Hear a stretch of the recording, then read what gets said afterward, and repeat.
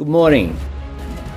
The world has long agreed that Iran cannot be allowed to get a nuclear weapon, and we support action to prevent that, and that is what this is.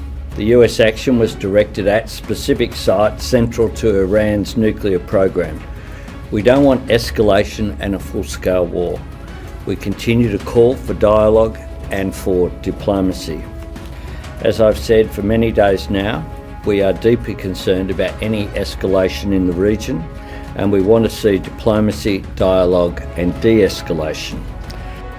We've been upfront about the challenge facing the international community, that is, dealing with the threat posed by any Iranian nuclear weapons program and dealing with the risk of regional escalation.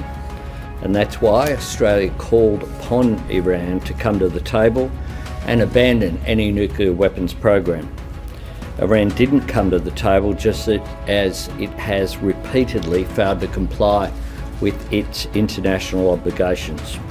We urge Iran not to take any further action that could destabilise the region.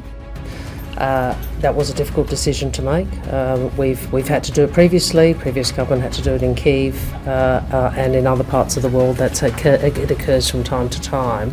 But I would say we were very conscious of the history in Iran, which I think is people well know, and the advice to me, which I discussed with the Prime Minister and the Deputy Prime Minister, was to ensure we got our people out. Obviously the situation in Iran is very distressing for Australians. We have over 3,000 Australians and their families who have registered with us as seeking to leave, and obviously airspace remains closed. We have deployed people to the Azerbaijani border in the event that more Australians are able to exit through that border.